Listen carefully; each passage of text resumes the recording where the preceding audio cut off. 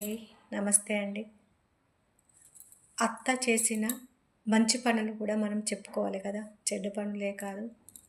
అయితే ఒకసారి ఆ అత్తకి ఎక్కడి నుంచో డబ్బులొచ్చాయట.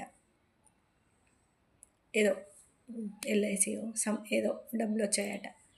వస్తే ఆ అత్త, మామ ఇద్దరు ఆ కోడళ్ళ దగ్గరికి వచ్చారు. వచ్చి నేను చీరలు కొనుక్కుంటా, షాపింగ్ చేస్తా అని ఇద్దరు కోడళ్ళని తోలుకొని అత్త షాపింగ్‌కి వెళ్ళింది. అప్పుడు ఆమె 3, 4 చీరలు కొనుక్కొని కోడళ్ళకి గూడా చెరొక్క చీర కొనిచ్చింది. ఆ చీరలు 3 కలర్స్ వేరు వేరు ముగ్గురికి మనిషికొక చీర కొన్నది. అత్తకు, ఇద్దరు కోడళ్ళకు ఎవరికి నచ్చిన కలర్ వాళ్ళు. ముగ్గురికి సేమ్ డిజైన్‌తోని కలర్స్ వేరు గనక ఆ చీర కొన్నది. అప్పుడు ఆ కోడళ్ళు చాలా సంబరపడ్డారు.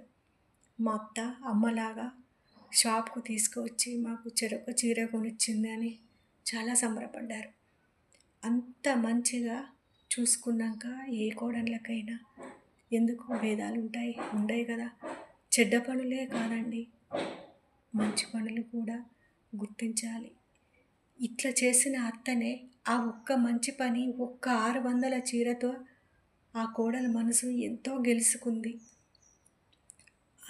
పెట్టింది 600 కానీ ఆమె మనసులో ఆ అత్తకి అమ్మ స్థానం ఇచ్చి చాలా గౌరవించింది.